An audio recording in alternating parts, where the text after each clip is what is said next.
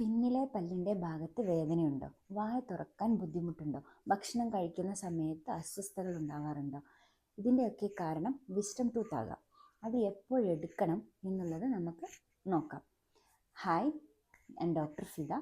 ഇന്ന് നമ്മൾ പറയുന്നത് വിസ്ഡം ടൂത്തിനെ കുറിച്ചാണ്. അത് എപ്പോഴൊക്കെ എടുക്കണം, എപ്പോഴൊക്കെ എടുക്കണ്ട, അതിൻ്റെ ലക്ഷണങ്ങൾ എന്തൊക്കെയാണ്, അത് എടുക്കുന്ന സമയത്ത് നമ്മൾ എന്തെങ്കിലും ഭയപ്പെടേണ്ട കാര്യങ്ങളുണ്ടോ? അതിന് ആദ്യം നമുക്ക് വിസ്ഡം ടൂത്ത് എന്താണ് എന്ന് നോക്കാം. സാധാരണയായിട്ട് ഇത് 17 വയസ്സ് മുതൽ 25 വയസ്സ് വരെയാണ് കാണുന്നത്.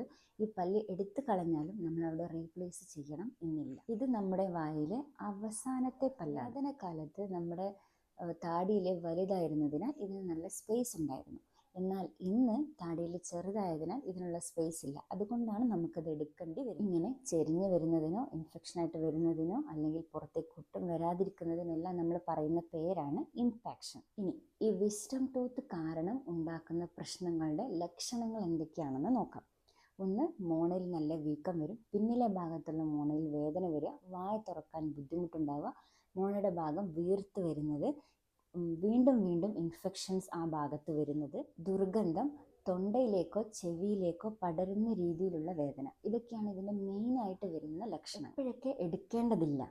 നന്നായിട്ട് തന്നെ പല്ല് പുറത്തേക്ക് വന്നിട്ടുണ്ടെങ്കിൽ, അതുപോലെ തന്നെ ഇത് കാരണം നമുക്ക് തുടരെയായിട്ടുള്ള ഇൻഫെക്ഷൻസിനൊന്നും ഇല്ലെങ്കിൽ, അതുപോലെ തന്നെ ക്യാവിറ്റി ആയിട്ടോ അല്ലെങ്കിൽ നമുക്ക് ക്ലീൻ ചെയ്യാൻ എളുപ്പമാണ് എന്നുണ്ടെങ്കിൽ നമുക്കത് എടുക്കേണ്ട ആവശ്യമില്ല. എന്തെങ്കിലും ബുദ്ധിമുട്ടായിട്ടുണ്ടെങ്കിൽ മാത്രമേ നമുക്കത് എടുക്കേണ്ട കാര്യമുള്ളൂ. അതുപോലെ തന്നെ ഒരു ഡെന്റിസ്റ്റിനെ കാണിക്കേണ്ടത് എന്തെങ്കിലും നല്ല തുടരെയായിട്ട് വരുന്ന ഇൻഫെക്ഷൻസ്, വായ നന്നായിട്ട് തുറക്കാനുള്ള ബുദ്ധിമുട്ട്, ക്യാവിറ്റി ആയിട്ട് ഉണ്ടാവുന്നത്, അതുപോലെ തന്നെ ചെവിയിലേക്കോ അല്ലെങ്കിൽ തൊണ്ടയിലേക്കോ നമുക്ക് വേദനയായിട്ട് നമുക്ക് ചില കേസിൽ നമ്മൾ ഈ ഓർത്തോഡോണ്ടിക് ട്രീറ്റ്മെൻറ്റിൻ്റെ ഭാഗമായിട്ടും നമ്മളിത് റിമൂവ് ചെയ്യാറുണ്ട്. ഇങ്ങനെയുള്ള കണ്ടീഷനുകളിൽ നമുക്ക് ഈ വിസ്ഡം ടൂത്ത് എടുക്കേണ്ടത് നിർബന്ധമായിട്ട് വരും. അതുപോലെ തന്നെ സിസ്റ്റ് രൂപപ്പെടും. വിസ്ഡം ടൂത്ത് നമുക്ക് പല രീതിയിൽ ആയിട്ട് വരാം.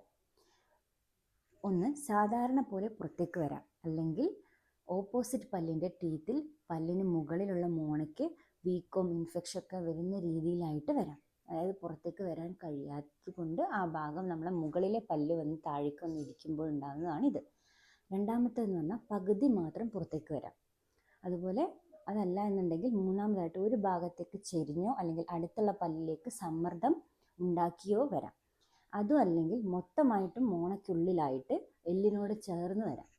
ഇതെല്ലാം കാണാൻ അതിനനുസരിച്ചുള്ള ചികിത്സയാണ് നമ്മൾ ചെയ്യുന്നത്. ഓക്കെ, ഇതിന് നമുക്ക് എന്ത് ചെയ്യാം, OPG അല്ലെങ്കിൽ ഒരു CBCT പോലുള്ള എക്സ്റേകൾ ആവശ്യമാണ്. ഇതിനനുസരിച്ചാണ് നമ്മൾ ഇതിന് എങ്ങനെയുള്ള ട്രീറ്റ്മെൻറ്റുകൾ കൊടുക്കണം എന്നുള്ളത് തീരുമാനിക്കും. എപ്പോഴൊക്കെ എടുക്കേണ്ടതില്ല, പല്ല് പൂർണ്ണമായിട്ടും പുറത്തേക്ക് വരുന്നിട്ടുണ്ടെങ്കിൽ, അതുപോലെ തന്നെ ക്യാവിറ്റി പോലുള്ളതൊന്നുമില്ല, നമുക്ക് നന്നായിട്ട് വൃത്തിയാക്കാൻ കഴിയുന്നുണ്ട് എന്നുണ്ടെങ്കിൽ, ചെരിഞ്ഞ് വരുവാണെങ്കിൽ നമുക്ക് വൃത്തിയാക്കാൻ ബുദ്ധിമുട്ടാണ്. അങ്ങനെയുള്ള കേസിൽ നമുക്കത് ചെയ്യാൻ ബുദ്ധിമുട്ടായിരിക്കും. അതുപോലെ എടുത്തുള്ള പല്ലുകളിലേക്ക് സമ്മർദ്ദമോ വേദനയോ കാര്യങ്ങളോ ഒന്നും ഇല്ല എന്നുണ്ടെങ്കിൽ, ഇനി ചില കേസിൽ തന്നെ ഇൻഫെക്ഷൻ വന്നാലും നമുക്കത് കാരണം, അല്ലെങ്കിൽ ഇപ്പോൾ എല്ലിൻ്റെ ഉള്ളിലാണെങ്കിലും നമുക്കത് കാരണം ബുദ്ധിമുട്ടൊന്നും ഇല്ല എന്നുണ്ടെങ്കിൽ അതെടുക്കേണ്ട ആവശ്യമില്ല. എക്സ്ട്രാക്ഷനെ ഭയക്കേണ്ട കാര്യമുണ്ടോ? എക്സ്ട്രാക്ഷൻ എന്ന് പറഞ്ഞാൽ നമ്മൾ ആ പല്ല് എടുക്കുന്ന ആ ഒരു പ്രൊസീജിയർ, അതിന് ആക്ച്വലി നമുക്ക് ഭയപ്പെടേണ്ട ആവശ്യമില്ല. കാരണം എന്താണെന്ന് ചോദിച്ചാൽ, നമ്മളൊരു ലോക്കൽ അനസ്തേഷ്യ, ആ ഒരു ഭാഗം മാത്രം നമ്മൾ നന്നായിട്ടൊന്ന് മരവിപ്പിച്ചതിന് ശേഷമാണ് നമ്മൾ ഈ പല്ല് എടുക്കുന്നത്. പിന്നെ ചില കേസിൽ സാധാരണയായിട്ട് പ്രത്യേകിച്ച് അവസാന പല്ലെടുക്കുമ്പോൾ ചെറിയ വീക്കവും കാര്യങ്ങളൊക്കെ എടുത്തു കഴിഞ്ഞ ഒരു ആദ്യത്തെ 3 ദിവസത്തിനുള്ളിൽ സംഭവിക്കാവുന്നതാണ്. ചില ആളുകളിൽ ചെറുതായിട്ടൊന്ന് ഒരു ബ്ലഡൊക്കെ ചിലപ്പോൾ കൂടുതലായിട്ട് വരാം, അല്ലെങ്കിൽ നന്നായിട്ട് ചെറുതായിട്ടൊന്ന് വീങ്ങിയൊക്കെ വരാം. അങ്ങനെയുള്ള കേസിൽ നമ്മൾ എന്ത് ചെയ്യാം, നന്നായിട്ടൊരു ഐസ് ക്യൂബ്സ് എടുത്ത് ഒരു ടവൽ പൊതിഞ്ഞതിന് ശേഷം ഒരു 10-20 മിനിറ്റ് കണ്ടിന്യൂസ് ആയിട്ട് ഒന്ന് പ്രസ് ചെയ്ത് കൊടുക്കാം. നമ്മൾ ഐസ് കംപ്രസ് എന്നാണ് അതിന് പറയുക, അത് കൊടുക്കാം. അതല്ല എന്നുണ്ടെങ്കിൽ നമ്മളിപ്പോൾ പെട്ടെന്ന് നമുക്കൊന്നും ചെയ്യാൻ പറ്റിയില്ല എന്നുണ്ടെങ്കിൽ കുറച്ച് കഴിഞ്ഞതിന് ശേഷമായാലും, അല്ലെങ്കിൽ ഒരു 24 മണിക്കൂർ കഴിഞ്ഞതിന് ശേഷം ചെറു ചൂടുവെള്ളത്തിൽ ഉപ്പിട്ടിട്ട് നന്നായിട്ട് കുലുക്കുഴിഞ്ഞ് കൊടുക്കുക, അല്ലെങ്കിൽ വായ നന്നായിട്ട് കഴുകി കൊടുക്കുക. ഇത് 2-3 നേരം വെച്ചിട്ട് ചെയ്യുവാണെങ്കിലും ഏറ്റവും നല്ലതാണ്. വിസ്ഡം ടൂത്ത് എടുത്തതിന് ശേഷം ചെറിയ നീർവീക്കമോ അല്ലെങ്കിൽ ചെറിയ വേദനയോ കാര്യങ്ങളോ ഒക്കെ ഉണ്ടാകുന്നത് സാധാരണമാണ്. അത് ചില കേസസിൽ ഏത് പല്ലെടുത്താലും ഉണ്ടാവാറുണ്ട്. അത് ഭയക്കേണ്ട ഒരു കാര്യമില്ല. ചില കോംപ്ലിക്കേറ്റഡ് കേസിൽ മാത്രം നമുക്ക് ചില കോംപ്ലിക്കേഷൻസ്, കൂടുതലായിട്ടുള്ള ഇൻഫെക്ഷൻസും കാര്യങ്ങളൊക്കെ വരാം. അപ്പം തന്നെ ഉടനെ തന്നെ എന്ത് ചെയ്യുക, ഒരു ഡെന്റിസ്റ്റിനെ കൊണ്ട് കാണിക്കുക. അപ്പോൾ തന്നെ നമുക്ക് അതിനനുസരിച്ചുള്ള ട്രീറ്റ്മെൻറ്റുകൾ ചെയ്യാവുന്നതാണ്.